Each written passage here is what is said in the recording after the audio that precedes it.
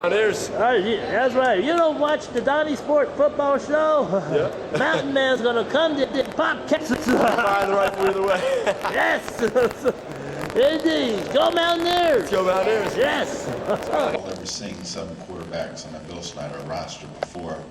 Upon going through the entirety of the spring, I was wondering if you could assess the quarterback spot right now, and then also the summer transfer, Jonathan Banks, what he possesses and how he might fit into the mix. Well, yes, we do have 7 quarterbacks, Scott. I think probably 4 of them at this particular point in time, in my eyes anyway, should be competitive for the position. We will go into our proverbial 2-a-day practices with that in mind. It's hard to get all the repetition that you would like with 4 guys sharing the opportunities. So it will be significant for us to be able to pare that down as quickly as we possibly can.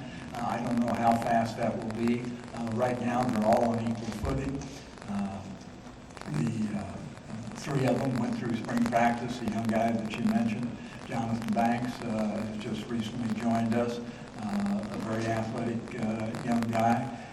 We haven't seen him in a practice environment yet, though that remains to be seen.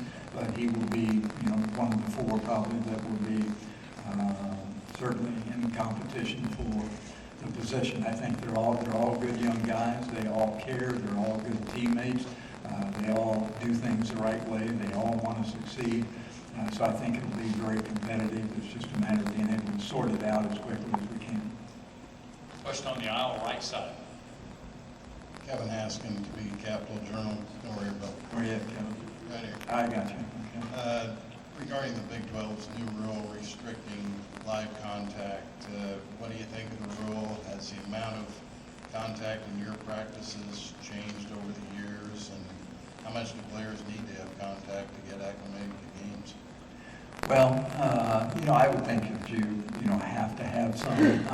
It doesn't. It will not affect us because the rule, as I define it, as it is in place right now, we've had discussions of that in our conference meetings, is identical to what our needs are. So, it doesn't alter anything that we have done, so we don't have to make any changes in that respect. I like the way we do our practice. We've been doing it the same way for a long time.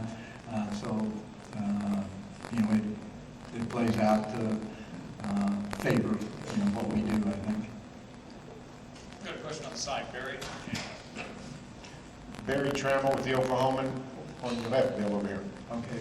A lot of talk about expansion the last few weeks got risen up again. You've long advocated for a championship game, no matter what the conference format is. How do you stand on expansion? Do you feel like the league needs to get back to 12, or is 10 okay as long as you have a championship game?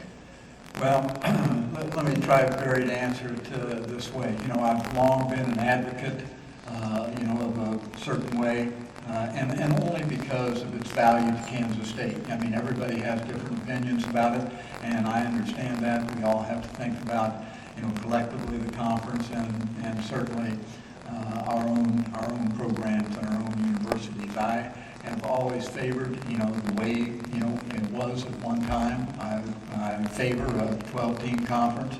I favor 2 divisions, and I favor a championship game. You might remember that, when we hit that format, we were one of only 2 teams that played a game in December, and that was one of only 2 conferences. That was the Big 12 conference and the SEC. Now we're the only conference that does not, do that and have that particular format. I know it's hard to come by with being a 10-team conference, but and as I said, I understand. Everybody doesn't want to do it that way, and they all have very adequate reasons why they would not want to do it that way because of what it means to their particular programs. That's just my opinion. Got a question on the front second row, right in front of you, Coach, over on the right-hand side. Put your hand up, please. Thank you. Coach Buckner with Fan React. Clearly, you are very passionate about your fan base, and your fan base is extremely passionate about Kansas State football. In light of all this awesome new renovations that y'all have going on right now, can you just talk to how important that fan base is to making Kansas State so special? Well, it goes back to, the history, I think, as much as anything. When we went to Kansas State University in '89, Kansas State University was a step away from being eliminated from what we, defined as Division I football at the time. And we had an average attendance of 13,000, give or take.